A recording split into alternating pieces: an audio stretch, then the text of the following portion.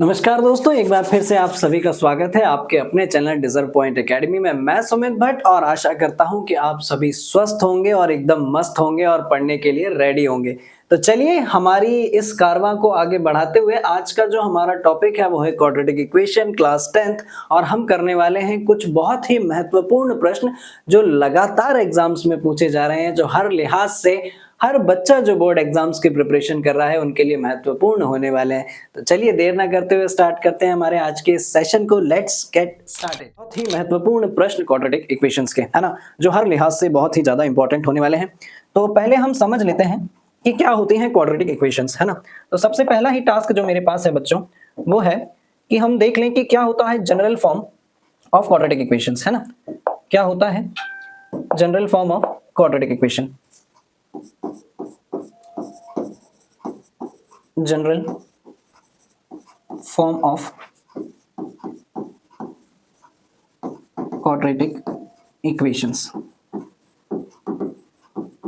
तो बच्चों यहां पर आप देखेंगे कि ax square plus bx plus c is equals to 0। This is the general form of quadratic equation. This is the general form of quadratic equations, है ना। तो अब भैया इन क्वाड्रेटिक इक्वेशंस का हमें करना क्या है? तो हमें इनके निकालने होते हैं रूट्स और फैक्टर्स। तो अब रूट और फैक्टर क्या होते हैं तो हम इसको बहुत अच्छे से भली भांति पॉलिनोमियल्स में पढ़ चुके हैं। तो यहाँ पर भी फैक्टर्स का मतलब वही होता है कुछ ऐसी वैल्यू जो दिए गए क्वाड्रेटिक इक्वेशन को पूरी तरीके से डिवाइड करती है। और हम इस बात से भी भली भांति परिचित हैं कि यदि अगर क्वाड्रेटिक इक्वेशन की डिग्री 2 होती है तो डेफिनेटली उसके फैक्टर भी 2 ही होंगे। ठीक है, तो चलिए देख लेते हैं हमारे पास कि हम कैसे पहचानेंगे कि इसके फैक्टर्स या रूट्स कैसे होंगे। जनरली आमतौर पर क्वाड्रेटिक इक्वेशन के रूट्स को roots of quadratic equation, roots of quadratic equation, ये जो जनरली है इनको अल्फा और बीटा से डिनोट किया जाता है। ठीक है, अगर मैं आपको एक एग्जांपल लेकर ही बात समझाऊं तो ज्यादा अच्छे से आप लोग समझ पाएंगे। सपोज मान लीजिए कि मेरे पास एक इक्वेशन है x square plus 7x plus 12 is equals to 0। और हम लोग बहुत छोटी क्लासेस से ये पढ़ते आ रहे हैं कि इस तरीके की क्वाड्रेटिक इक्वेशंस को हमें फैक्टराइजेशन मेथड से हमें कैसे सॉल्व करना होता है। तो हम स्प्लिट करते हैं मिडिल मोस्ट वैल्यू को कुछ इस तरीके से। इसका जो पूरा मैकेनिज्म होता है इसको भी मैं एक बार समझाने की कोशिश करता हूं। It is the general form x square plus bx plus c, है ना। तो हम इस b को ऐसी दो वैल्यूज में ब्रेक करते हैं a और b में कि इन दोनों को प्लस या माइनस करने पर हमारे पास क्या आए, ac, यानी कि a और c का जो मल्टीप्लिकेशन है वो आए। ठीक है, कुछ गलत कर दिया मैंने, है ना, इसको मैंने थोड़ा सा उल्टा कह दिया है। यदि अगर हम ये कह दें कि प्लस या माइनस करने पर हमारे पास क्या आए बच्चों, b आई, और इन्हीं दोनों वैल्यूज को मल्टीप्लाई करने पर हमारे पास क्या आना चाहिए, AC आना चाहिए। क्लियर है? तो इस तरीके से हम दो वैल्यूज यहां पर ढूंढते हैं। तो हमारा जो एग्जांपल था x square plus 7x plus 12 is equals to 0। तो मैं यहां पर ऐसा लिखूं क्या, x square plus 4x plus 3x plus 12 is equals to 0। तो 4x प्लस 3x करने पर 7 और 4 इंटू 3 करने पर 12 आ रहा है। तो अब मैं इसका क्या कर लेता हूं, पेयरिंग कर लेता हूं। तो यदि अगर मैंने पहले पेयर में से x कॉमन निकाला बच्चों तो यहाँ बचेगा x प्लस 4, और यहाँ से 3 कॉमन निकाला तो यहाँ पर बचेगा x plus 4 is equals to 0। फिर इसी तरीके से हमारे पास अगर मैंने x प्लस 4 पूरे में से कॉमन निकाल लिया तो यहाँ पर बचेगा बच्चों x plus 3। These are the factors of this quadratic equation. अब यदि अगर इन्हीं फैक्टर्स को मैं 0 से इक्वेट कर लूं तो x प्लस 4 बराबर 0। इन शॉर्ट x बराबर कितना आ जाएगा मेरे पास, -4। और एक बार मैंने x प्लस 3 के इक्वल में 0 रखा तो इन शॉर्ट x बराबर मेरे पास -3। These are the roots of quadratic equation. इनको हम लोग बोलते हैं बच्चों रूट्स ऑफ क्वाड्रेटिक इक्वेशन। और ये जो है बच्चों ये है फैक्टर्स ऑफ क्वाड्रेटिक इक्वेशन।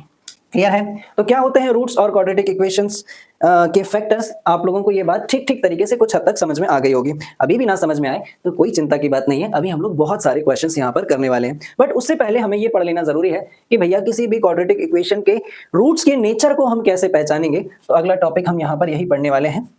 अगला टॉपिक हम लोग यहाँ पर यही पढ़ने वाले हैं बच्चों कि नेचर्स ऑफ क्वाड्रेटिक इक्वेशंस क्या होती हैं। Natures of roots of quadratic equation, है ना। Natures of roots of quadratic equation. ठीक है, तो इसके रूट्स का नेचर जानने के लिए हमें एक टर्म की जरूरत पड़ती है जिसको बच्चों हम लोग कहते हैं, सबसे पहले तो मैं एक जनरल फॉर्म ले लूं क्वाड्रेटिक इक्वेशन का, ax square plus bx plus c is equals to 0। ठीक है क्या? A X square plus B X plus C is equal to 0। तो मेरे पास इसके नेचर्स को जानने के लिए मुझे एक टर्म की जरूरत पड़ती है जिसको हम लोग कहते हैं डिस्क्रिमिनेंट। डिस्क्रिमिनेंट है ना, और डिस्क्रिमिनेंट को हम लोग शॉर्ट में डी से डिनोट करेंगे, और बच्चों डी बराबर होता है बी स्क्वायर माइनस 4ac। ठीक है, ये एक महत्वपूर्ण पार्ट है, इसके बारे में आपको जानकारी होनी चाहिए, है ना। तो मैं यहाँ से अगर मैं इस बात को एक डब्बे में कैद कर लूँ कुछ इस तरीके से, कुछ इस तरीके से, है ना, तो डिस्क्रिमिनेंट बराबर होता है बच्चों बी स्क्वायर माइनस 4ac, है ना। अब हम इस बात को पहचानेंगे कैसे, है ना, कि डिस्क्रिमिनेंट की मदद से हम कैसे इसके नेचर्स को बताएंगे।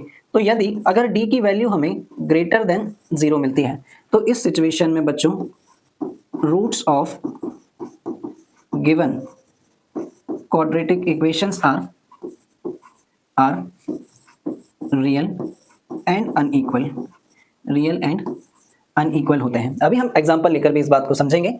अगर यदि मान लीजिए कि d की वैल्यू हमें इक्वल्स टू 0 मिलती है तो ऐसी सिचुएशन में roots of given quadratic equation are real and equal. कैसे रूट्स होते हैं? Real and equal. और यदि अगर सपोज मान लीजिए कि हमारे पास d की वैल्यू लेस देन 0 मिलती है तब ऐसी सिचुएशन में roots of given quadratic equation are imaginary. ये वाला पार्ट अभी हमारे सिलेबस में नहीं है। आगे चलकर जब आप लोग अगर हायर मैथमेटिक्स ऑप्ट करते हैं तो 11th 12th क्लास में आपको पूरा एक चैप्टर पढ़ने को मिलता है जो इसी से जनरेटेड है, दैट इज कॉम्प्लेक्स नंबर, है ना। तो अभी फिलहाल हमें यहाँ पर दो तरीके के रूट्स पढ़ने हैं, या तो रूट्स रियल और अनइक्वल होंगे, या तो रूट्स रियल और अनइक्वल होंगे, या फिर रूट्स रियल और इक्वल होंगे। In case whenever you find the roots are imaginary then you can write only the given equations having imaginary roots, है ना। तो अब ऐसी सिचुएशन में आप केवल इतना लिखकर छोड़ दें कि उस दी गई इक्वेशन के रूट्स कैसे होंगे, इमेजिनरी होंगे, फिर आपको सॉल्व करने की जरूरत नहीं है। चलिए इन सारी बातों को मैं कुछ प्रैक्टिकल एग्जांपल लेकर समझाता हूं, तब शायद आप बात और अच्छे से समझ पाएंगे। मैंने यहाँ पर बच्चों एक एग्जाम्पल ले लिया, सपोज मान लेते हैं यही वाला x square plus 7x plus 12 is equals to 0। अब अगर मैं इसको जनरल इक्वेशन से कंपेयर करूं A X square plus B X plus C बराबर 0, तो कंपेयर करने पर मुझे ए की वैल्यू 1 मिलेगी, इसके साथ कुछ नहीं है तो मैं 1 मानूंगा।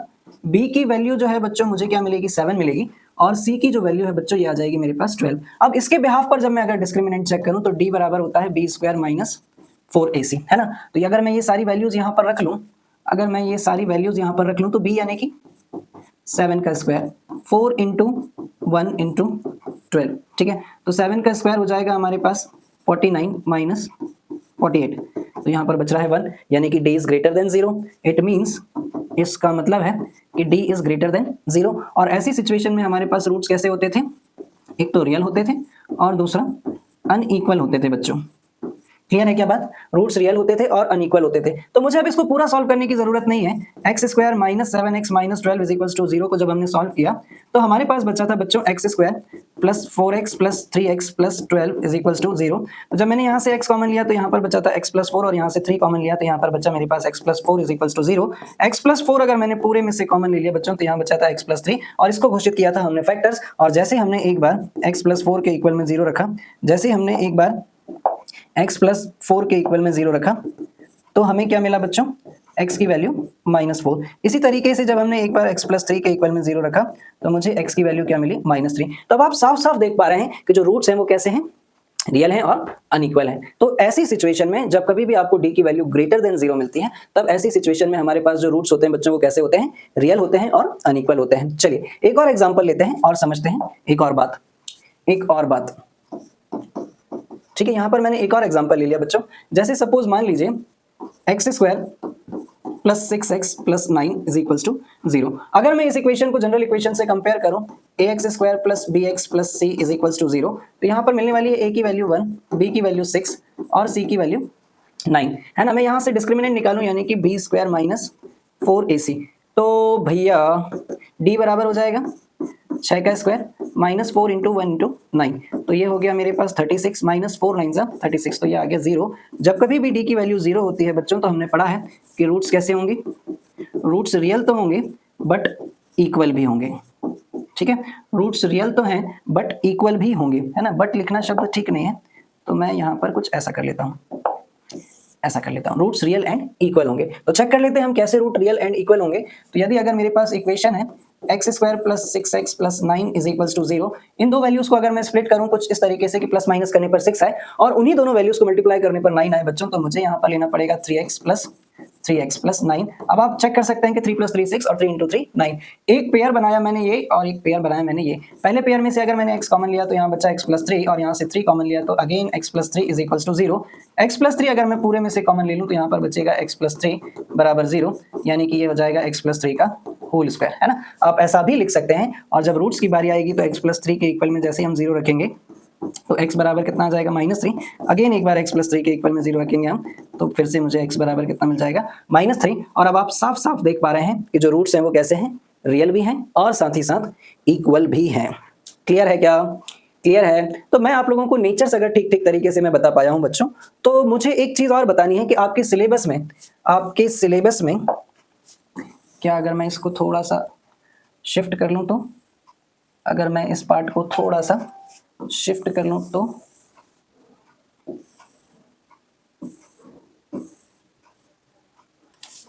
तो मैं थोड़ी सी जगह यहां पर बना पाऊंगा।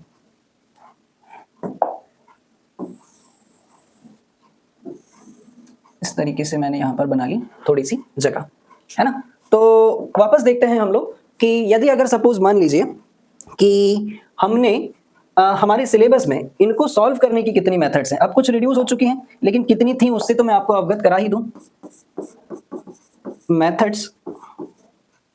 Methods to solve quadratic equation, methods to solve quadratic equations, है ना। तो पहली मेथड तो वही जो हम लोग जन्मांतर से पढ़ते आ रहे हैं, दैट इज फैक्टराइजेशन मेथड। इसको फैक्टराइजेशन मेथड, और कुछ जगहों पर प्यार से हम लोग इसको स्प्लिटिंग मिडिल टर्म भी बोल देते हैं, स्प्लिटिंग मिडिल टर्म, ठीक है। दूसरी मेथड है बच्चों, इसको हम लोग बोलते हैं क्वाड्रेटिक फॉर्मूला, इसको हम लोग बोलते हैं क्वाड्रेटिक फॉर्मूला, क्वाड्रेटिक फॉर्मूला। और बच्चों चूंकि ये एक महान मैथमेटिशियन ने एवेल्युएट किया था जिनका नाम था श्रीधर आचार्य, श्रीधर आचार्य, तो कई जगहों पर इसको श्रीधर आचार्य फॉर्मूले के नाम से भी जाना जाता है ना। एक बार तो मैंने एग्जाम में भी देखा है कि बोर्ड एग्जाम में ये पूछा गया था कि इस फॉर्मूले को कौन से मैथमेटिशियन ने डिराइव किया था या किस मैथमेटिशियन के नाम पर इस फॉर्मूले का नाम है, तो ये नाम है श्रीधर आचार्य फॉर्मूला। आपकी जानकारी के लिए मैंने बता दिया। तो ये होता है बच्चों x बराबर -b plus minus b square minus 4ac upon 2a। अच्छा, और अगर आप ध्यान से देखें तो कुछ जगहों पर आपको ऐसा भी लिखा मिल सकता है -b प्लस माइनस, आप अगर रूट में देखें तो b स्क्वायर माइनस 4ac है और ये किसके बराबर होता है, d के बराबर अपॉन 2a। ये होता है हमारे पास दो मेथड। एक और मेथड थी जो अब शायद सिलेबसों से रिड्यूस कर दी गई है, जिसको हम लोग बोलते थे completing square method, completing square method, ठीक है। तो ये कुछ मेथड्स हैं हमारे पास, ये अब सिलेबस में नहीं है, फिर भी कभी अगर आपका मन होगा तो मुझे कमेंट सेक्शन में लिखिएगा, मैं आपको वो भी सिखा दूंगा। मुझे आप जितना ज़्यादा पढ़ाने के लिए बोलेंगे मैं रेडी हूँ। मुझे पढ़ने वाले बच्चों की ज़रूरत है जो मुझे कमेंट सेक्शन में लगातार बताते रहें कि किस तरीके के कंटेंट और कितनी डिटेल में उनको कौन सा कंटेंट पढ़ना है। I am always be with such type of students, ठीक है। ठीक है क्या? जल्दी से कह दो, क्या इतनी बात आप लोगों को ठीक ठीक तरीके से समझ में आ गई? तो मैं बढ़ूँ हमारे अगले टॉपिक पर, है ना। तो अब हमारे पास होंगे बच्चों कुछ बढ़िया से क्वेश्चंस, ठीक है, कुछ बढ़िया से क्वेश्चन। तो यहाँ पर पहले क्वेश्चन मुझे दिया गया, find the roots of the following quadratic equation by factorization method. तो चलिए हम लोग सॉल्व करते हैं पहला क्वेश्चन, ठीक है। तो पहले क्वेश्चन हमें दिया गया है x square minus 3x minus 10, ऐसी दो वैल्यूज ढूंढिए जिनको प्लस माइनस करने पर 3i मल्टीप्लाई करने पर 10 आए। तो ये हो जाएगा x square minus 5x plus 2x minus 10, ठीक है। तो यहाँ से यदि अगर मैंने इनकी पेयरिंग कर ली तो मैंने x कॉमन लिया तो यहाँ पर हो जाएगा x माइनस 5, यहाँ से मैंने 2 कॉमन लिया तो बच्चों ये भी हो जाएगा x माइनस 5। x माइनस 5 पूरे में से अगर हम कॉमन निकालें तो यहाँ बचेगा x प्लस 2। ये आ गए मेरे पास फैक्टर्स। एक बार मैं इनको 0 से इक्वेट करूँ तो बचेगा x बराबर 5, और एक बार मैं अगर x प्लस 2 को 0 से इक्वेट करूँ बच्चों तो x की वैल्यू आ जाएगी -2। ये आ गए मेरे पास रूट्स। चलिए उठाते हैं दूसरी इक्वेशन,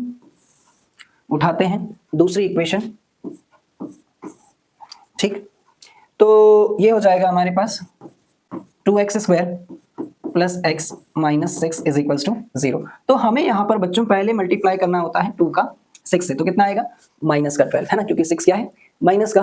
तो यहाँ पर x के साथ कुछ नहीं है तो 1, तो अब मुझे ऐसी दो वैल्यू चाहिए जिसको प्लस माइनस करने पर 1 आए और मल्टीप्लाई करने पर माइनस का 12। तो देखते हैं 2x square plus 4x minus 3x minus 6 is equals to 0। हमें साइन का भी स्पेशली उतना ही ध्यान रखना है बच्चों, क्योंकि साइन भी हमारे पास वही आना चाहिए। तो देखें जरा 4 में से मैं 3 माइनस करूंगा तो 1 आएगा और 4 इंटू माइनस 3 करूंगा तो माइनस का 12।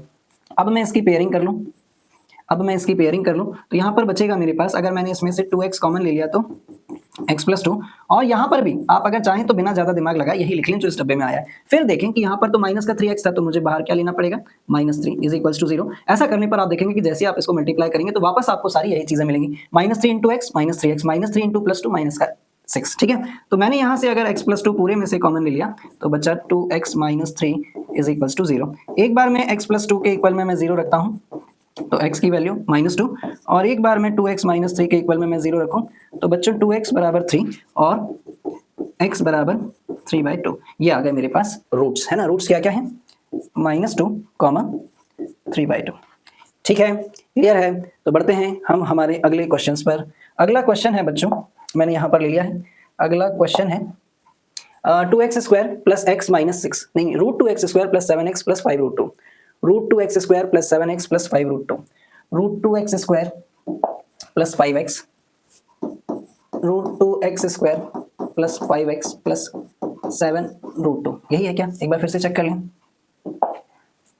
Root 2x square plus 7x plus 5√2 है, root 2x square plus 7x plus 5√2, root 2x square plus 7x, root 2x square plus 7x plus 5√2 is equals to 0। चलिए, तो एग्जाम पॉइंट ऑफ व्यू से इस type की quadratic equations important है। तो देखते हैं हम यहाँ पर क्या होगा। तो सबसे पहले अगर मैंने इसका इससे मल्टीप्लाई किया है ना, तो रूट 2 इंटू रूट 2 2 इंटू 5 10, तो ये आ गया 10 भैया। तो रूट 2x स्क्वायर, ऐसी दो वैल्यू जिसको प्लस माइनस करने पर 7 और मल्टीप्लाई करने पर 10 है, तो ये हो गई हमारे पास 5x plus 2x plus 5√2 is equals to 0। इनकी हमने पेयरिंग कर ली। तो यहाँ से अगर मैंने x कॉमन निकाला, रूट 2x प्लस 5 है ना, और यहाँ पर भी अब आपको ज़्यादा दिमाग लगाने की ज़रूरत नहीं है। यहाँ पर जो इस ब्रैकेट में आया है इसी को लिख दीजिए। अक्सर करके बच्चे इसमें कंफ्यूज होते हैं और रूट देखकर घबरा जाते हैं, तो कुछ नहीं करना है। यहाँ से हमने x कॉमन निकाल लिया था, रूट में ये बचा, अगले ब्रैकेट में यही लिखना है। फिर चेक करें कि यहाँ तो 2x है और यहाँ रूट 2x है, तो इस तरीके से समस्या का समाधान करें। बाहर क्या ले लें, रूट 2 ले लें, क्योंकि रूट 2 जब इससे मल्टीप्लाई होगा तो 2x आ जाएगा और रूट 2 जब इससे मल्टीप्लाई होगा तो 5√2 आ जाएगा। ठीक है, ठीक है क्या? तो मैंने पूरे में से रूट 2x प्लस 5 कॉमन ले लिया, तो बच्चों यहाँ पर बचा x प्लस रूट 2 और ये आ गए मेरे पास फैक्टर्स, ये आ गए मेरे पास फैक्टर। एक बार मैंने रूट 2x प्लस 5 के इक्वल में मैंने 0 रखा, तो रूट 2x बराबर बचेगा -5 और x बराबर -5/√2। ठीक है, इसी तरीके से मैंने एक बार x प्लस रूट 2 के इक्वल में मैंने 0 रखा, तो x बराबर -√2। ये है हमारे पास रूट्स। क्लियर है? ये आ गए मेरे पास इस क्वाड्रेटिक इक्वेशन के रूट, और ये था हमारा क्वेश्चन नंबर 3। ठीक है, तो देख लेते हैं जल्दी से क्वेश्चन नंबर 4 क्या कह रहा है। क्वेश्चन नंबर 4 हमसे कह रहा है 100x square minus 20x plus 1, 100x square minus 20x plus 1, 100x square minus 20x plus 1, है ना। एक बार चेक कर लें क्या, 100x square minus 20x plus 1 बिल्कुल सही है, इक्वल्स टू 0, इक्वल्स टू 0। तो भैया 100 का 1 से मल्टीप्लाई किया तो 100 आया और बीच में है -20। तो अब ऐसी दो वैल्यूज मुझे बता दीजिए जल्दी से कि जिनको प्लस माइनस करने पर 20 और मल्टीप्लाई करने पर 100 आए।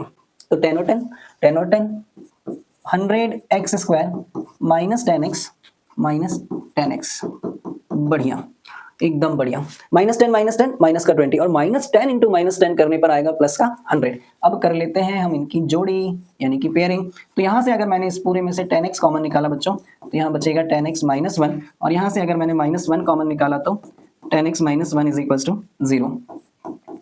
तो ये हो जाएगा 10x माइनस 1, पूरे में से कॉमन निकाल लिया तो ये हो जाएगा 10x माइनस 1। सो अल्टीमेटली आप देख रहे हैं यहाँ पर कि दोनों फैक्टर्स एक जैसे हैं, यानी कि रूट्स भी सेम आने वाले हैं। तो निश्चित रूप से एकदम 100% इसका डिस्क्रिमिनेंट क्या होगा, 0 होगा। और हमने ये पढ़ा है कि जब डिस्क्रिमिनेंट 0 होता है तभी कहीं जाकर रूट्स क्या आते हैं, इक्वल आते हैं। ठीक है, तो 10x माइनस 1 के इक्वल में अगर मैं 0 रखूं तो बच्चों 10x बराबर कितना आ जाएगा 1, x बराबर 1/10। दूसरी वैल्यू भी सेम ही है तो यहाँ से भी कितना आएगा 1/10 1/10। These are the roots of this quadratic equation. ठीक है, जल्दी से कह दो, क्या इतनी बात क्लियर है? तो पॉज करके जल्दी से नोट करें आप लोग, और फिर मैं बढ़ता हूं हमारे अगले क्वेश्चन पर। ठीक है, चलिए देखते हैं क्या है अगला question. Question number 2। A cottage industry produces a certain number of toys in a day. ये क्वेश्चन बड़ा प्यारा है ना। किसी दिन ये देखा गया एक दिन के ऑब्जर्वेशन में ये पाया गया कि एक कॉटेज इंडस्ट्री यानी घरेलू उद्योग, जहां पर घरों में छोटे छोटे से सामान बनते हैं, उसको बोल दिया जाता है cottage industry. The cost of a production of each toy in rupees was found to be 55 minus the number of toys produced in a day. ठीक है, on a particular day the total cost of production was 750 rupees. We would like to find the number of toys produced on that day. बढ़िया, एक दिन के observation में ये पाया गया कि the cost of production of each toy was found to be 55 minus the number of toys produced in a day. एक टॉय की कॉस्ट कितनी थी, जितने नंबर ऑफ टॉयज उस दिन प्रोड्यूस हुए थे उसमें से 55 माइनस कर दें तो वो एक टॉय की कॉस्ट थी। और उस दिन का जो टोटल प्रोडक्शन था बच्चों वो 750 रुपए का था। तो हमें यहाँ पर ये निकाल कर बताना है, we would like to find out the number of toys produced on that day. हमें ये पता करना है कि उस दिन कितने टॉयज उस घरेलू उद्योग में। देख लेते हैं हम लोग, यहाँ पर हमसे क्या बोला गया है कि एक घरेलू उद्योग है, कॉटेज इंडस्ट्री है, जहां पर कुछ टॉयज बनाए जाते हैं। तो एक दिन के ऑब्जर्वेशन में ये पाया गया कि उस एक दिन में जितने नंबर ऑफ टॉयज वहां पर प्रोड्यूस्ड हुए थे, उस सिचुएशन में एक टॉय की कॉस्ट 55 में से वो माइनस करें जितने टॉयज उस दिन बने हैं, उतनी एक टॉय की कॉस्ट थी। और टोटल प्रोडक्शन उस दिन का 750 रुपए का था। तो हमें ये बताना है कि उस दिन कितने टॉयज बनाए गए थे। तो सबसे पहला टास्क हमारा यही है, let the number of toys produced on that day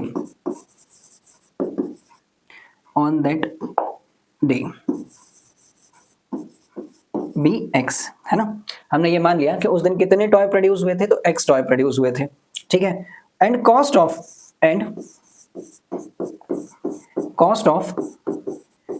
each toy be 55 minus x rupees थी। ठीक है, अब क्वेश्चन के अकॉर्डिंग टोटल प्रोडक्शन उस दिन का, टोटल प्रोडक्शन जो है वो कितने का था, 750 रुपए का। तो भैया इस पूरी बात को अगर हम घटना में इक्वेशन में बनाएं तो उस दिन प्रोड्यूस हुए x टॉय, एक की कॉस्ट कितनी थी 55 माइनस x, एक total number of toys into cost of one toy is equals to total production, यानी कि 750 रुपए। इसको मल्टीप्लाई करें हम तो 55x minus x square is equals to 750। इन सबको इधर ले जाएं तो x square minus 55x plus 750 is equals to 0। ठीक है क्या? तो यहां से यदि अगर मैंने एक्स स्क्वायर इसको ब्रेक करने की कोशिश करी तो मैं इसको लिख सकता हूं minus 30x minus 25x plus 750 is equals to 0। x common निकाला तो बच्चों यहाँ बचेगा x माइनस 30 और यहाँ से माइनस 25 कॉमन निकाला मैंने तो यहाँ पर बचेगा बच्चों x minus 30 is equals to 0। ठीक है, तो मैंने अगर यहाँ से बच्चों x माइनस 30 पूरे में से कॉमन निकाल लिया तो ये बचेगा x minus 25 is equals to 0।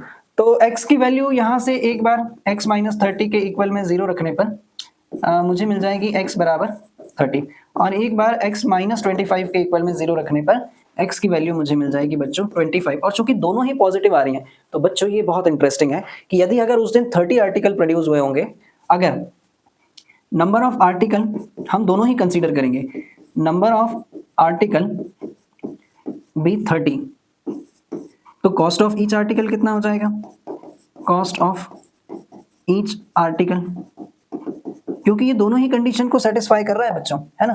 तो कॉस्ट ऑफ ईच आर्टिकल भी 55 में से 30 माइनस करेंगे बच्चों, 55 में से 30 माइनस करेंगे तो 25 रुपीज आ जाएगा, है ना, पहली condition.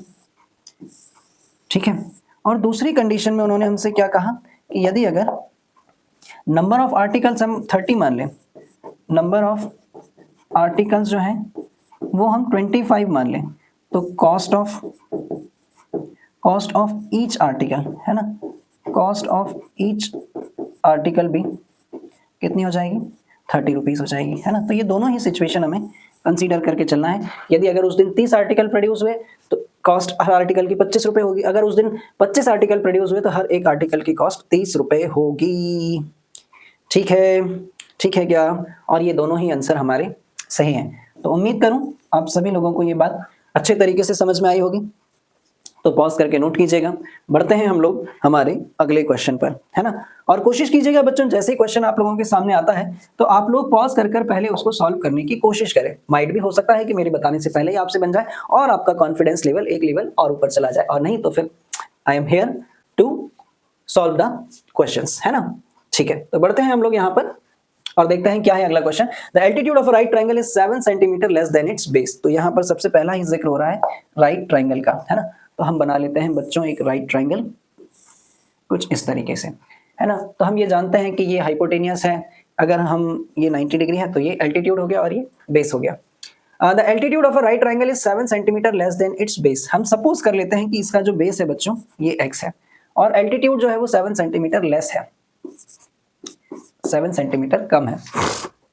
If the hypotenuse is 13 centimetre, और हाइपोटेनियस जो है ये कितना है 13, find the other two sides. हमें अदर टू साइड्स यहाँ पर फाइंड करनी है, ये a, ये b, ये c। तो हम सीधे सीधे यहाँ पर लगाते हैं बच्चों Pythagoras theorem by Pythagoras theorem, है ना। और पाइथागोरस थ्योरम क्या कहती है हमारे पास, हाइपोटेनियस का square is equals to perpendicular का स्क्वायर प्लस बेस का स्क्वायर। हाइपोटेनियस है हमारे पास 13, परपेंडिकुलर है x माइनस 7 और बेस है एक्स स्क्वायर। इसका स्क्वायर होता है 169। यहाँ पर मैं आइडेंटिटी लगाऊं a माइनस बी का होल स्क्वायर, तो a square plus B square minus 2ab यानी कि 2 into x into 7 plus x square. तो बच्चों ये हो जाएगा 169 बराबर 2x स्क्वायर प्लस 49 और ये हो जाएगा हमारे पास माइनस का 14x। ठीक है, तो हम इन सबको इधर ले जाएं क्या, तो ये हो जाएगा 2x square minus 14x plus 49 minus 169। तो ये हो जाएगा 2x square minus 14x, 49 minus 169 ये कितना हो जाएगा माइनस 120, है ना। तो इस इक्वेशन को मैं थोड़ा सा और रिड्यूस कर सकता हूं, अगर मैं पूरी इक्वेशन को 2 से डिवाइड कर दूं, हो रही है तो कर दो, कोई दिक्कत ही नहीं है इसमें, है ना। अगर कोई पूरी इक्वेशन 2 से डिवाइड हो रही है तो हम कर सकते हैं। यहाँ पर 0 नहीं आएगा, ये मैंने जबरन में लगा दिया है। ठीक है, 2x square minus 14x minus 120 is equals to 0। इस पूरी इक्वेशन को अगर मैंने 2 से डिवाइड कर लिया तो यहाँ पर बचेगा बच्चों x square minus 7x minus 60 is equals to 0। अब मुझे ऐसी दो वैल्यू ढूंढनी है जिसको प्लस माइनस करने पर 7 और मल्टीप्लाई करने पर 60 आए। तो कौन सी दो वैल्यू होंगी, 12 बच्चे 60। तो हम लिख लेते हैं यहाँ पर x square minus 12x plus 5x minus 60 is equals to 0। x common निकाला तो x माइनस 12 और यहाँ से प्लस 5 कॉमन निकाला तो x माइनस 12 बराबर 0। अगर मैंने यहाँ से x माइनस 12 पूरे में से कॉमन निकाल लिया बच्चों तो यहाँ पर बचेगा x plus 5 is equals to 0। इस लिहाज से x की वैल्यू आएगी 12 और x बराबर माइनस 5। तो लेंथ तो हम माइनस में कंसिडर करेंगे नहीं, तो ये हो गया बच्चों 12 और x माइनस 12 माइनस 7, तो ये हो जाएगा हमारे पास 12 माइनस 7, 12 माइनस 7 यानी कि ये बचेगा 5। तो यहाँ पर बच्चों इसका जो परपेंडिकुलर है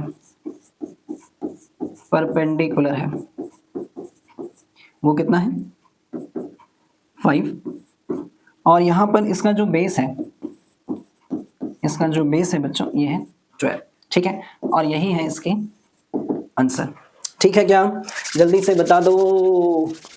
अगर यहाँ तक बात क्लियर है तो बढ़ते हैं फिर हम हमारे अगले क्वेश्चन पर कि मांगने से रोशनी मिलेगी ना कभी, रोशनी के वास्ते मशाल लाइए, जिंदगी को जिंदगी बनाने के लिए जिंदा दिल इरादों में उछाल लाइए, और मुर्दा है व्यवस्था तो बदल दीजिए, धीरे धीरे रक्त में उबाल लाइए, और सूरज तिजोरियों में बंद है अगर तो तोड़िए तिजोरियां निकाल लाइए।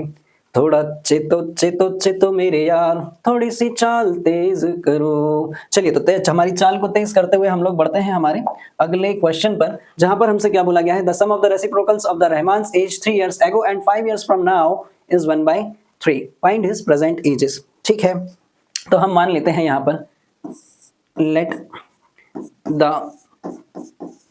प्रेजेंट एज ऑफ रहमान चचा, Rahman, let the present age of Rahman चचा, अरे चचा नहीं लिखना है, मैं तो मजाक कर रहा हूं। Let the present age of Rahman be x, है ना, and the reciprocals of his age from 3 years ago, यानी कि 3 साल पहले की बात कर रहा है, और 5 साल बाद। तो according to question, according to question, अब भैया यार ये क्या गड़बड़ है,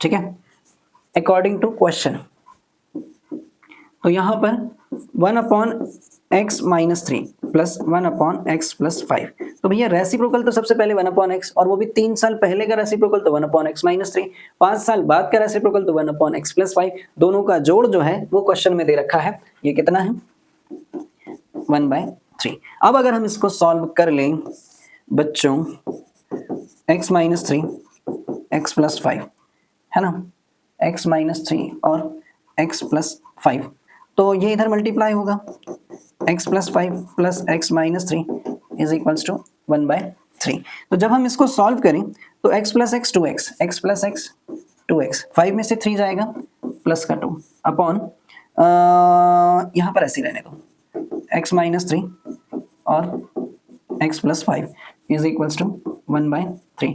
इसका भी क्रॉस मल्टीप्लाई कर लें अगर हम, तो 3 × 2x + 2, 2x + 2, और यहाँ पर बचेगा x - 3, x - 3 और x + 5, ठीक है। इसको हम अगर अंदर मल्टीप्लाई कर लें तो 6x + 3, ठीक है। इसका अंदर हम मल्टीप्लाई कर लें तो x² + 5x - 3x - 15, तो बच्चों ये हो जाएगा हमारे पास 6x + 3 = x², 5x में से 3x जाएगा, कितना बचेगा 2x - 15। इन सबको भी इधर ले जाएं हम तो x² + 2x - 15 - 6x - 3, तो यहाँ पर बचेगा फाइनली x², 2x में से 6x जाएगा -4x, -15 - 3 -18 = 0। तो ये आ गई हमारे पास फाइनली एक क्वाड्रेटिक इक्वेशन। अब यदि अगर हम इसको सॉल्व करें तो हमें मिलेगी रहमान चचा की वर्तमान आयु, ठीक है। तो हम सॉल्व कर लेते हैं इसको, x² - 4x -18 = 0। ऐसी दो वैल्यू बताएं जिनको प्लस माइनस करने पर 4 और मल्टीप्लाई करने पर 18 आए। तो 9 और 2 नहीं होगा, 6 और 3 नहीं होगा, तो कहीं होगा फिर, सही करेल है सब। 3 2 6, 3 2 6, यहाँ गलती कर दी है मैंने, यहाँ गलती कर दी है मैंने, यहाँ पर बचेगा, तो फिर ये पूरी गलत हो जाएगा यार। चलिए एक छोटा सा मौका दीजिए मुझे मेरी गलती सुधारने का, है ना। ये वाला जो पोर्शन है ये पूरा गलत हो जाएगा, ये वाला पूरा पोर्शन गलत हो जाएगा, और इसीलिए हमारा आंसर भी गलत आ रहा है, मतलब इक्वेशन गलत आ रही है। चलिए सॉल्व करते हैं एक बार फिर से, क्षमा चाहता हूँ गलती के लिए। 3 2 6x + 6 = x² + 5x - 3x - 15, तो इन सबको उठाकर इधर ले जाते हैं, तो x² 5x में से 3x जाएगा तो प्लस का 2x, और ये माइनस का 6x - 15 - 6 = 0। तो बच्चों ये हो जाएगा x² - 4x, 2x में से 6x जाएगा 4x, और -15 - 6 माइनस का 21 = 0। अब हम आसानी से इसको सॉल्व कर सकते हैं, तो ये हो जाएगा x² - 4x - 21 = 0।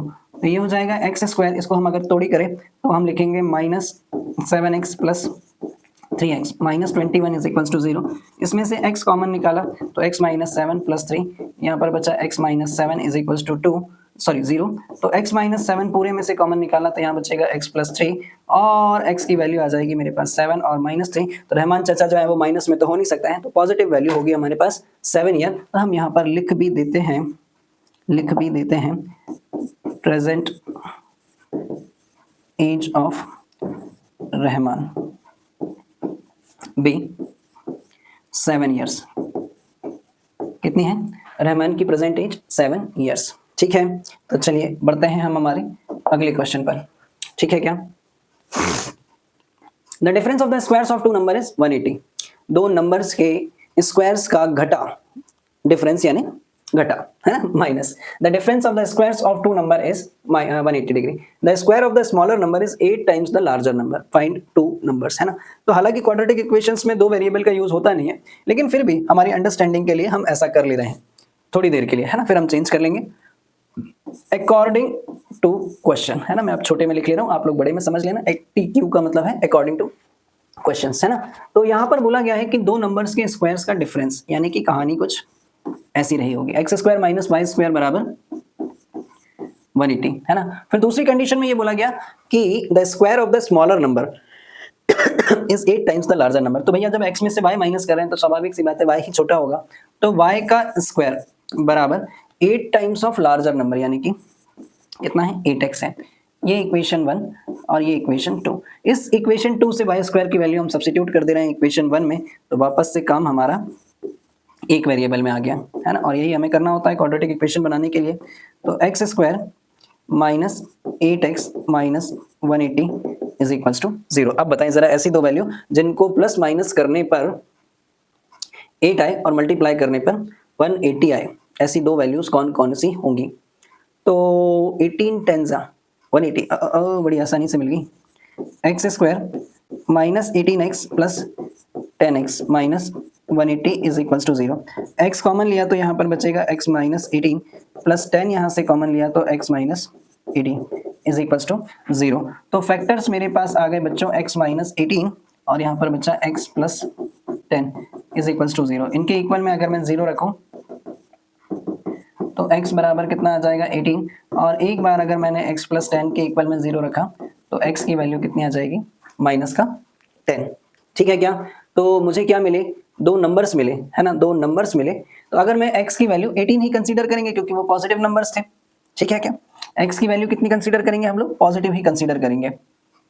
x की वैल्यू हम पॉजिटिव ही कंसीडर करेंगे। तो x की वैल्यू अगर मैंने 18 मान ली, अगर मैंने x की वैल्यू 18 मान ली, है ना, तो y स्क्वायर बराबर 8 इंटू एक्स था, तो y स्क्वायर बराबर 8 इंटू 18, है ना, 8 इंटू 18।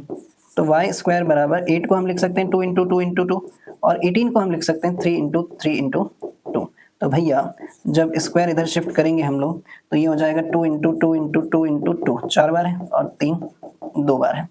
ठीक है, तो बाहर आकर y बराबर 2 इंटू 2 इंटू 3, तो y की वैल्यू 2 2 4 4 3 12 हो जाएगी। तो x की वैल्यू 18 और y की वैल्यू 12, x की वैल्यू 18 और y की वैल्यू 12, ये रहे हमारे आंसर्स। तो अब आप चेक कर लो क्या ये कंडीशन सेटिस्फाई कर रहे हैं। इन दो नंबर्स के स्क्वायर्स का सब डिफरेंस 180 आएगा, और इन दोनों नंबर्स का ये 8 टाइम्स है, तो क्वाइट ऑब्वियसली ये सारी चीज़ें सही होने वाली। ठीक है क्या? तो जल्दी से बता दें, आपको ये बात ठीक तरीके से समझ में आई, और हम कर चुके हैं हमारे अब आधे क्वेश्चंस, है ना। तो बढ़ते हैं हम हमारे अगले क्वेश्चंस पर, तब तक पॉज करके आप इस वीडियो को नोट जरूर कीजिएगा। ठीक है, मोस्ट इंपॉर्टेंट क्वेश्चन है ना, बहुत ही इंपॉर्टेंट क्वेश्चन बच्चों, हर लिहाज से, ना केवल आपके 10th क्लास के पॉइंट ऑफ व्यू से, वरन आगे भी आने वाले तमाम कॉम्पिटिटिव एग्जाम्स में इस टाइप के क्वेश्चंस बहुत पूछे जाते हैं। तो ना केवल आप क्वेश्चन समझिएगा, वरन इस टाइप के क्वेश्चंस को करने का कॉन्सेप्ट्स भी बहुत अच्छे से समझिएगा, और ये मेरा भी दायित्व बनता है कि मैं भी आपको ये बहुत अच्छे से समझाऊं। तो चलिए समझिए जरा। सबसे पहले क्वेश्चन समझते हैं। A train travels 360 kilometre at a uniform speed. If the speed had been 5 kilometre per hour more, it would have taken 1 hour less for the same journey. Find the speed of the train. एक train है जिसको 360 kilometre चलना है, अगर वो अपनी वास्तविक चाल से चलती है तो उसको जितना भी समय लगता होगा, उस कंपैरिजन में यदि अगर मैंने ट्रेन की स्पीड को कितना बढ़ा दिया, 5 किलोमीटर प्रति घंटा बढ़ा दिया गया। तो अब पहले की अपेक्षा 1 घंटा कम लगेगा। तब इस तमाम परिस्थितियों में हमें ट्रेन की वास्तविक चाल निकालकर बतानी है, यानी कि उसकी एक्चुअल स्पीड हमें निकालकर बतानी है। तो चलिए समझते हैं जरा एक एक कॉन्सेप्ट बहुत प्यार से, है ना। तो let the actual speed of train, let the actual speed of train be x kilometre per our, है ना। हमने ये मान लिया कि ट्रेन की एक्चुअल स्पीड जो है वो कितनी है, x किलोमीटर पर आवर। ठीक, तो हम ये बात जानते हैं बच्चों, हम ये बात जानते हैं कि speed is equals to distance upon time, या फिर आप ऐसा भी तो लिख सकते हैं कि distance is equals to speed into time, speed into time, है ना। ये दो चीजें आपको ध्यान में रखनी है इस क्वेश्चन को करने के लिए। एक पहली चीज speed is equals to distance upon time, और इसी फॉर्मूले से मैंने और यहाँ पर क्लियर कर लिया कि distance is equals to speed into time. अब देखते हैं हमारे पास कि यहाँ पर ट्रेन को टोटल डिस्टेंस कितना ट्रेवल करना था। टोटल डिस्टेंस जो ट्रेन को ट्रेवल करना था, टोटल डिस्टेंस जो ट्रेन को ट्रेवल करना था वो था 360 किलोमीटर। ठीक है, ठीक है, क्या कह दो ना। ठीक, तो पहली सिचुएशन है ना, पहली सिचुएशन तो मैं क्या यहाँ पर मेंशन कर दूं क्या। पहली कंडीशन क्या थी कि डिस्टेंस ट्रेवल करना था 360 किलोमीटर, है ना, और स्पीड थी उसकी x और समय लग रहा था t1, है ना। यहाँ पर मैंने, आप चाहो तो टाइम की वैल्यू भी निकाल लो, यहाँ पर मैं लिख दूं तो टाइम बराबर कितना हो जाएगा, डिस्टेंस अपॉन स्पीड। तो पहली सिचुएशन में जो टाइम t1 लग रहा था वो किसके बराबर है, डिस्टेंस अपॉन स्पीड। तो डिस्टेंस है 360 किलोमीटर और स्पीड है उसकी x किलोमीटर। यहीं पर अगर मैं दूसरी सिचुएशन निकालूं बच्चों, सेकेंड कंडीशन, जहां पर डिस्टेंस तो वही है, स्पीड बढ़ा दी गई है 5 किलोमीटर प्रति घंटा, और अब यहाँ पर समय कुछ लगने लगा होगा t2। तो एक बात तो बहुत अच्छे से क्लियर है, एक बात तो यहाँ पर बहुत अच्छे से क्लियर है कि t1 में समय ज्यादा लग रहा होगा एज कंपैरिजन टू t2 में, क्योंकि t1 में स्पीड कम थी, t2 में स्पीड 5 किलोमीटर प्रति घंटा बढ़ा दी गई है, और दोनों ही समय में कितना अंतर आ रहा था, 1 घंटे का। तो अब यहाँ पर प्रश्न के अनुसार मुझे एक बात और समझ में आ गई, एक बात मुझे और समझ में आ गई कि t1 माइनस t2 बराबर है 1। ठीक है, यहां पर मैं इन सभी की वैल्यू रख लूं तो 360 upon x minus 360 upon x plus 5 is equals to है बच्चों 1। अगर मैं इस पूरे का एलसीएम ले लूं तो x इंटू एक्स प्लस 5, ये जाकर इससे मल्टीप्लाई होगा 360 इंटू एक्स प्लस 5, यानी कि 360 इंटू एक्स, ये इससे मल्टीप्लाई हुआ और ये इससे मल्टीप्लाई हुआ। चलिए और आगे हम इसको सॉल्व करते हैं, तो ये आ गया हमारे पास 1। ठीक, अंदर मैं इसको मल्टीप्लाई कर लूं तो ये हो जाएगा 360x plus 360x plus 360 plus 5, तो ये हो जाएगा बच्चों 5 0 से 0, 5 6 30, कैरी 3, 5 3 से 15 और 3 18, 1800 ये आ जाएगा, 1800 minus 360x upon x into x plus 5 is equals to 1। तो यहाँ पर इससे ये कैंसिल, तो यहाँ पर बचा बच्चों 1800 upon x into x plus 5 is equals to 1। इसको भी अगर मैं इधर शिफ्ट कर लूँ तो 1800 बराबर x इंटू एक्स प्लस 5, तो ये आ जाएगा बच्चों 1800 एक्स स्क्वायर प्लस 5x। इसको भी उठाकर अगर मैं इधर ले जाऊँ तो x square plus 5x minus 1800 बराबर कितना बचा, 0 बचा। तो अब ये आ गई मेरे पास फाइनली एक क्वाड्रेटिक इक्वेशन। अब अगर मैं इसको सॉल्व कर पाया तो मैं ट्रेन की वास्तविक स्पीड में निकाल पाऊंगा। तो चलिए ऐसी दो वैल्यूज जिसको प्लस माइनस करने पर 5 आए और मल्टीप्लाई करने पर 1800 आए, ऐसी दो वैल्यूज मुझे बताइए, ऐसी दो वैल्यूज मुझे बताइए। तो क्या मैं यहाँ पर 1800 के फैक्टर कर लूँ क्या, क्योंकि इतना आसान नहीं है डायरेक्टली इसको बता पाना। तो 2 से डिवाइड किया तो यहाँ पर 900, 3 से डिवाइड किया बच्चों यहाँ पर तो 300, फिर 3 से डिवाइड किया तो यहाँ पर 100, फिर 5 से डिवाइड किया तो 20, फिर 5 से डिवाइड किया तो यहाँ पर 4, और फिर हमारे पास 4 से डिवाइड किया तो यहाँ पर 1। तो 2 3 सा 6, 6 3 सा 18, 18 5 सा 2 3 सा 6, 6 3 सा 18, 18 4 ज़्यादा हो जाएगा, है ना? तो 5 5 25।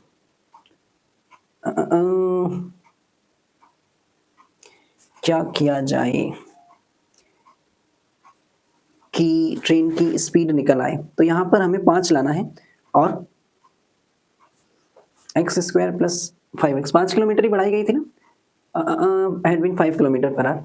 तो कौन सी दो वैल्यूज होंगी? 5 4 20, 5 3 15, 15 3 45, 20 और 45। ओ 40 और 45 है ना? देखिए 5 4 20, 22 अगर हम ले लें तो 40 और 5 3 15, 15 3 45। ठीक है, तो मिल गई मुझे वो दो value, x square plus 45x minus 40x minus 1800, है ना? अब मेरे पास इसका कोई काम नहीं है, अब मेरे पास इसका कोई काम नहीं है, तो मैं इसको क्या डिलीट कर लूं? ठीक है, क्या मैं इस पूरे पोर्शन को अब डिलीट कर लूं? ठीक, ये पोर्शन रह गया है तो इसको भी ये लीजिए। अरे नहीं हो रहा है, चल रबर से ही हम इसको साफ कर लें। ठीक है, तो अगर मैं इसको और सॉल्व करूं तो यहाँ पर मेरे पास x अगर मैंने कॉमन लिया तो यहाँ पर बचेगा x प्लस 45 और यहाँ से अगर मैंने माइनस 40 कॉमन लिया तो x प्लस 45, है ना, इज इक्वल्स टू 0। तो x प्लस 45 पूरे में से अगर मैंने कॉमन ले लिया बच्चों तो यहाँ बचेगा x माइनस 40। तो x की वैल्यू एक बार माइनस 45 और एक बार x की वैल्यू हमारे पास कितनी आ जाएगी? 40। तो जो ट्रेन की एक्चुअल स्पीड थी बच्चों वो माइनस में होगी नहीं, तो ट्रेन की जो एक्चुअल स्पीड है, actual speed of train be 40 kilometre per hour, और ये इसका आंसर है। वंडरफुल क्वेश्चन है ना, एक बहुत ही प्यारा क्वेश्चन जो एग्जाम में बहुत बार पूछा गया है और कॉन्सेप्ट वाइज भी बहुत अच्छा है, जो आपके बहुत सारे कॉन्सेप्ट्स को क्लियर करता है। तो चलिए पॉज करके नोट कीजिएगा और हम लोग बढ़ते हैं हमारे अगले क्वेश्चन पर। ठीक है, find the nature of the following quadratic equation, if the real root exist find them, है ना? यहाँ पर हमें इनकी नेचर फाइंड करने हैं और साथ ही साथ अगर उनके रियल रूट होते हैं तो हमें उसको आगे उसके रूट्स भी फाइंड करने हैं।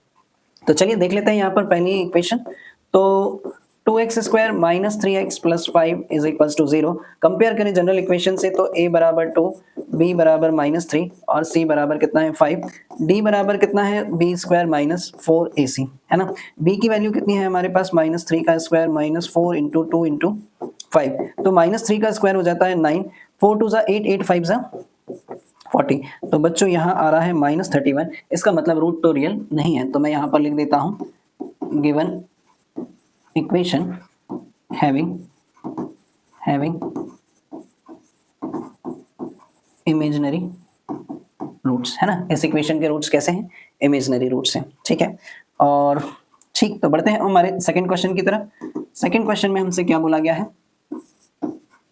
3x square minus 4 root 3x plus 4। Compare करें तो a की वैल्यू है बच्चों यहाँ पर 3, b की वैल्यू है माइनस 4 रूट 3 और c की वैल्यू है 4। तो d बराबर मेरे पास कितना आ जाएगा? b square minus 4ac। तो ये हो जाएगा बच्चों माइनस 4 रूट 3 का स्क्वायर माइनस 4 इंटू 3 इंटू 4। तो माइनस 4 का स्क्वायर 16 इंटू रूट 3 का स्क्वायर 3 और यहाँ पर भी 16 इंटू 3। तो बच्चों 16 इंटू 3 माइनस 16 इंटू 3 क्या बचने वाला है? 0 बचने वाला है, यानी कि given equation having real and equal root. इसके रूट कैसे हैं? Real and equal root. तो भैया जब रियल रूट है तो हमें सॉल्व करना पड़ेगा, तो हम इसको सॉल्व करेंगे, है ना? हम इसको सॉल्व करेंगे।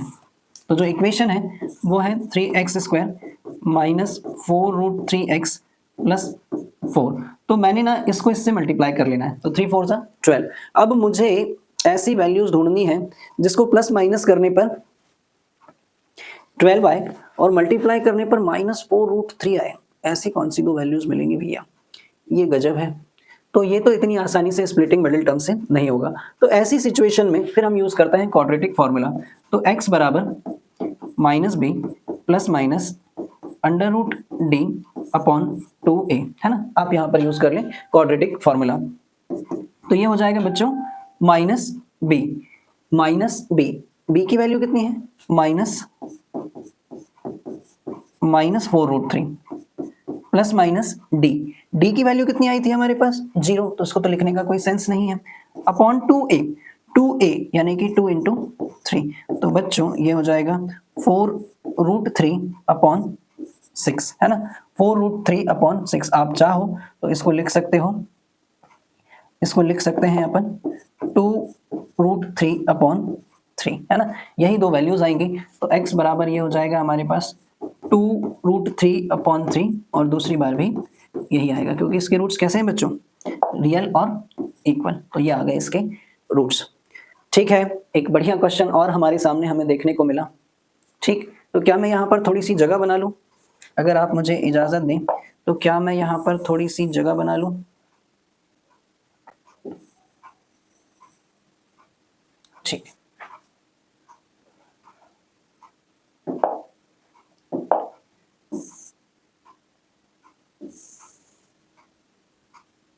ये कहाँ से आया था, ठीक है, डी, इसको भी मैं ऐसा कुछ कर लूँ, चलिए छोड़िए यार। तीसरा क्वेश्चन क्या है बच्चों, यहाँ पर थर्ड क्वेश्चन जो है मुझे क्या दिया गया है, 2x² - 6x + 3, 2x², या फिर हम इसको अगले पेज पर ही कर लें तो हमारी परेशानी हल ही हो जाएगी, है ना, हमें ज़्यादा परेशान नहीं होना पड़ेगा। 2x² - 6x + 3, 2x² -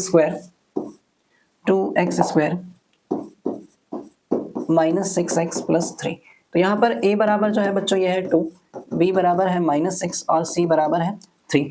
तो जब हम इसको सॉल्व करें, इसका डिस्क्रिमिनेंट चेक करें तो d बराबर होता है b² - 4ac, तो ये हो जाएगा बच्चों -6 का स्क्वायर -4 इंटू 2 इंटू 3, तो -6 का स्क्वायर 36, 4 2 8, 8 3 24, तो बच्चों यहाँ बचेगा 12, है ना, और 12 क्या है, d इज ग्रेटर देन 0, तो रूट्स कैसे होंगे इसके, रूट्स जो हैं बच्चों आर रियल एंड अनइक्वल, है ना। अब यहाँ से ढेर सारे एग्जांपल्स आपको मिलते जा रहे हैं कि कैसे कैसे सिचुएशन में रूट्स कैसे आते हैं और रूट्स कैसे रियल और इक्वल और कैसे रियल और अनइक्वल और कैसे इमेजिनरी होते हैं। इस बात को भी आप लोग ठीक ठीक तरीके से यहाँ पर समझने की कोशिश कीजिएगा, ठीक है। तो अब हमें इसको सॉल्व भी करना पड़ेगा, तो हमारे पास जो इक्वेशन है और काफ़ी सारी जगह है, तो हम फैल कर करते हैं आराम से।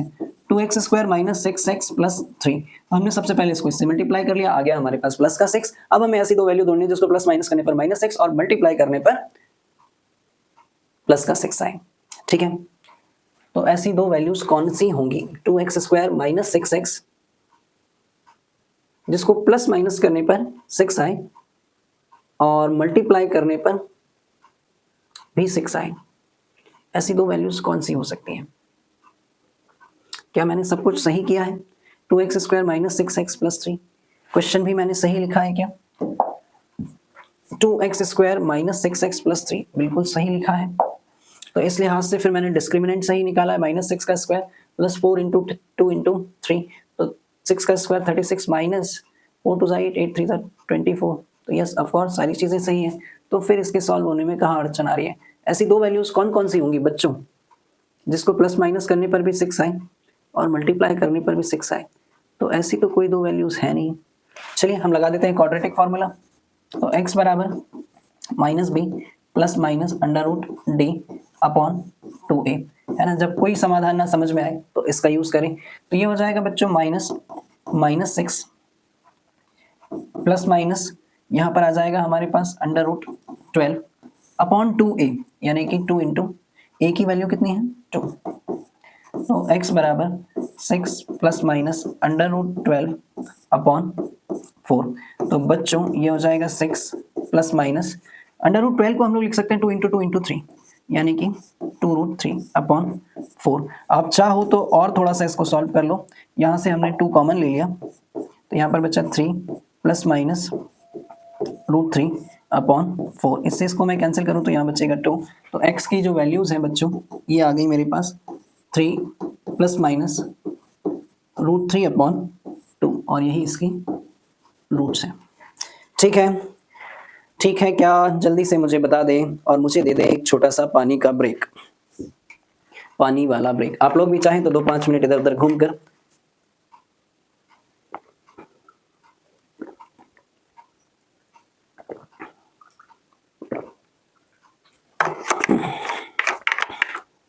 चलिए थोड़ी सी एनर्जी मिल गई अब मुझे। बढ़ते हैं हम हमारे अगले क्वेश्चन पर और देखते हैं क्या है अगला question. Find the values of k for each of the following quadratic equations so that they have equal roots. बच्चों बोर्ड एग्जाम्स के पॉइंट ऑफ व्यू से ये क्वेश्चन बहुत इंपॉर्टेंट है। इस टाइप का एक क्वेश्चन एग्जाम में आता है ना। यदि अगर गिवन इक्वेशन के रूट्स इक्वल हैं तब ऐसी सिचुएशन में हमें अननोन वेरिएबल की वैल्यू निकालनी होती है। तो देखते हैं क्या ही होता है हमारे पास यहाँ पर।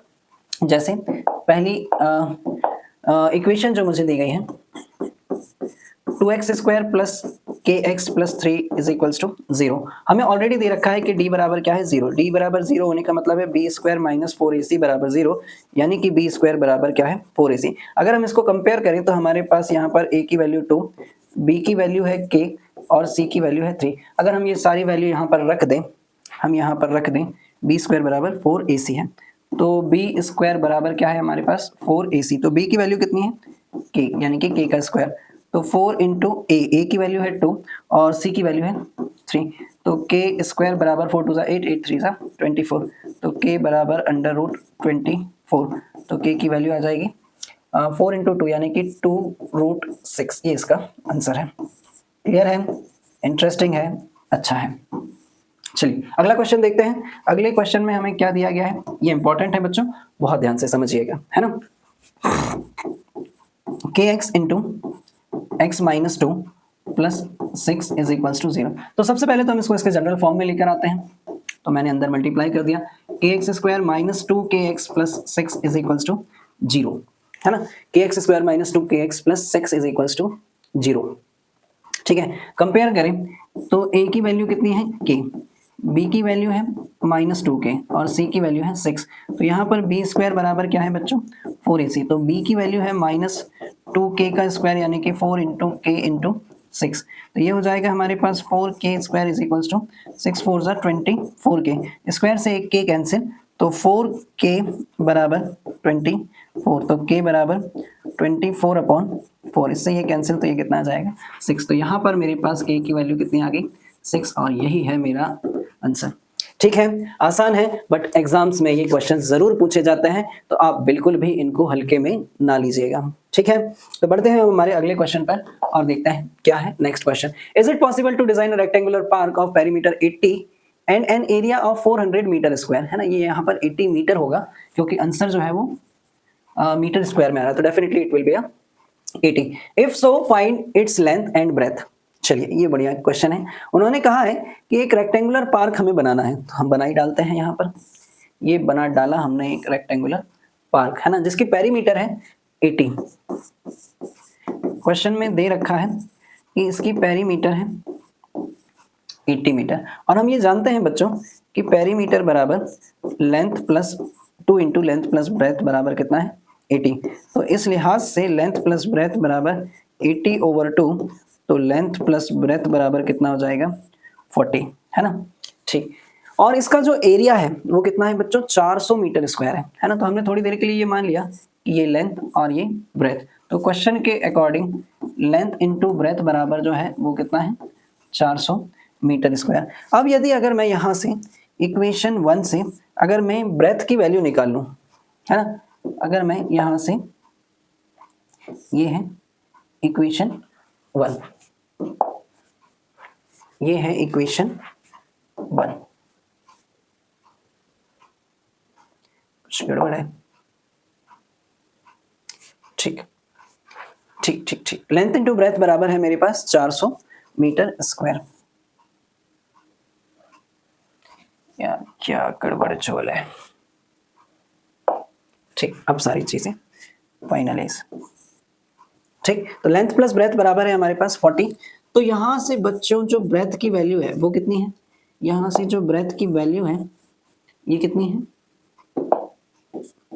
40 माइनस लेंथ, है ना। इस b की वैल्यू को मैं उठाकर यहां पर रख रहा हूं, तो l इंटू 40 माइनस l बराबर 400। इसको मैं अगर अंदर मल्टीप्लाई कर लूं तो 40l माइनस l स्क्वायर बराबर 400। तो ये हो जाएगा l square minus 40l plus 400 is equals to 0। तो l square minus 20l minus 20l plus 400 is equals to 0। तो l कॉमन निकाला तो l माइनस 20, यहाँ से -20 कॉमन निकाला तो L-20, तो L-20 पूरे में से अगर मैंने कॉमन निकाल लिया तो यह बचेगा L-20 इज इक्वल्स टू 0, है ना। तो बच्चों मेरे पास कितनी आ गई लेंथ, 20, है ना। लेंथ कितनी आ गई, 20, ठीक है। अब ब्रेथ बराबर क्या है बच्चों, ब्रेथ बराबर है 40 माइनस L, तो ब्रेथ बराबर जो है वो क्या है 20। सो यहाँ पर इस क्वेश्चन में बच्चों एक छोटा सा झोल है ना, जो एनसीईआरटी में मैंने भी कई बार समझने की कोशिश करी, अदरवाइज एनसीईआरटी में गलती निकालना इतना आसान होता नहीं है, बट ये एनसीईआरटी का क्वेश्चन है। यहाँ पर ये बोला गया है कि क्या ऐसा एक रेक्टेंगुलर पार्क संभव है जिसके ये डायमेंशन हो, पेरीमीटर ये है, एरिया ये है, तो ऐसी सिचुएशन में ये कंडीशन तो पॉसिबल है, बट ये रेक्टेंगुलर नहीं होगा क्योंकि इसकी लेंथ भी 20 आ रही है, इसकी ब्रेथ भी 20 आ रही है, तो ये पार्क पॉसिबल तो है बट रेक्टेंगुलर शेप का नहीं है, ये कैसा है, स्क्वायर शेप का है। तो मैं यहाँ पर क्लियरली यहाँ पर मेंशन करता हूँ ये चीज, है ना, वो भी एक अलग कलर से, है ना, ताकि जब कभी मौका मिले तो आप लोग भी क्लैरिफाई करना, और अगर सही सही ऑप्शन आप लोग ठीक तरीके से कहीं से ढूंढ पाए तो कमेंट सेक्शन में यहाँ पर लिखिएगा कि दिस कंडीशन, यार ये रेड कलर से मजा नहीं आ रहा है मुझे, this condition, this situation is possible but it is not a rectangular park, but it is not a rectangular park। तो भैया ये रेक्टेंगुलर पार्क नहीं है, तो ये किस शेप का है, it is square in shape, it is square in shape. मुझे नहीं मालूम कि शायद नई एनसीईआरटीज में इसमें थोड़ा बहुत संशोधन हुआ हो, लेकिन पीछे आंसर भी क्या दिया गया है, यस ये रेक्टेंगुलर पार्क एक ऐसा पॉसिबल है। तो यहाँ पर थोड़ा सा हमें चेंजेस की जरूरत है, आप लोग भी चेक कीजिएगा, ठीक है। तो इतनी सी बात है, बढ़ते हैं हम लोग हमारे अगले क्वेश्चन पर और देखते हैं क्या ही है हमारे पास। Last question, in a class test the sum of Shefali's marks in mathematics and English is 30। Had she got 2 marks more in mathematics and 3 marks less in English, the product of their marks would have been 210. Find her marks in 2 subject, है ना। तो यहाँ पर दिया गया है कि शेफाली के मैथमेटिक्स और इंग्लिश के मार्क्स का जो सम है वो 30 है, ठीक है। तो हम यहाँ पर सपोज कर लेते हैं कि let the English mark of Shefali, Shefali कितने मार्क्स हैं उसके, x, and the maths marks of Shefali total 30 हैं। तो इसमें से हम क्या कर दें, 30 में से x माइनस कर दें, तो ये उसके मैथ्स के मार्क्स हो जाएंगे। अब वो हमसे ये कह रहे हैं कि had she got 2 marks more in mathematics, यदि अगर उसको 2 मार्क्स मैथमेटिक्स में ज्यादा मिल गए, अकॉर्डिंग टू क्वेश्चन यदि अगर उसको 2 मार्क्स मैथमेटिक्स में ज्यादा मिल गए तो 30 की जगह क्या हो जाएगा, 32 हो जाएगा, और 3 मार्क्स इंग्लिश में कम मिल गए तो ये x माइनस 3 हो जाएगा।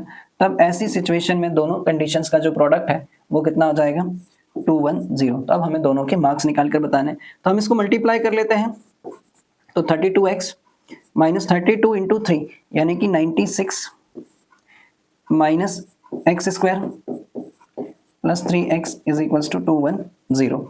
तो 32x plus 3x 35x minus 96 is equals to 210, ठीक है। 32x plus 3x 35 minus 96 plus 210, x square रह गया है अभी, एक्स स्क्वायर रह गया है अभी, तो एक्स स्क्वायर को हम इधर पहुंचा लेते हैं, है ना, ताकि हमारे पास कुछ मिटाना ना पड़े। इन सबको उठाकर अगर हम इधर ले जाएं तो x square minus 35x plus 210 plus 96 is equals to 0, is equals to 0। तो 210 प्लस 96, 210 प्लस 96, तो बच्चों ये हो जाएगा 306, सही है क्या? एक बार फिर से चेक कर लें हम। Had she got 2 marks more in mathematics, तो 32 माइनस x, ठीक है, और 3 मार्क्स लेस इन इंग्लिश, तो बिल्कुल सही है। 32x इसका इससे मल्टीप्लाई करेंगे तो minus 96 minus x square plus 3x, बिल्कुल सही है। तो 35x 35x minus 96 plus x square, सारी की सारी चीज़ें बिल्कुल सही हैं। ठीक, तो बढ़ते हैं हम लोग आगे और देखते हैं क्या है अगला स्टेप। तो ये हो जाएगा x square minus 35x plus 306 is equals to 0। तो अब मुझे ऐसी दो वैल्यू ढूंढनी है जिनको प्लस माइनस करने पर 35 आए और मल्टीप्लाई करने पर 306 आए। तो क्या हम इसके फैक्टर्स कर लें क्या, या उससे भी बेहतर तरीका है कि हम यहाँ पर क्वाड्रेटिक फार्मूला लगा दें। तो माइनस बी यानी कि minus 35 plus minus b square minus 4ac। तो बच्चों यहाँ पर b की वैल्यू कितनी है, माइनस 35 का square minus 4 into 1 into 306, 4 into 1 into 306 upon 2a तो 2 इंटू 1। तो x बराबर 35 प्लस माइनस 35 का जो स्क्वायर होता है बच्चों वो होता है 3 4 12 और 25 1225 ये होता है 35 का स्क्वायर। और यहाँ पर अगर मैं इसको मल्टीप्लाई कर लूँ तो ये हो जाएगा मेरे पास 1224। ठीक है क्या यहाँ पर बचेगा 2। तो x बराबर 1225 माइनस 1224 बच्चों ये तो हो जाएगा 1। तो यहाँ पर बचा 35 प्लस माइनस 1 डिवाइडेड बाय 2, है ना।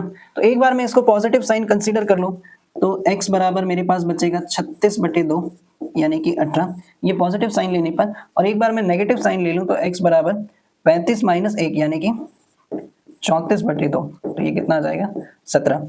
तो भैया उसके मार्क्स जो थे अगर हम 18 कंसीडर करते हैं, है ना, अगर हमने उसके इंग्लिश के मार्क्स 18 कंसीडर करें, लेकिन यार दोनों पॉजिटिव आ रहे हैं, दोनों ही पॉजिटिव आ रहे हैं, तो दोनों हो सकते हैं। चेक कर लेते हैं हम लोग। अगर इंग्लिश के मार्क्स हमने 18 कंसीडर किए तो मैथ्स के मार्क्स कितने हो जाएंगे उसके, 30 में से 18 जाएंगे 12। और यदि अगर उसके इंग्लिश के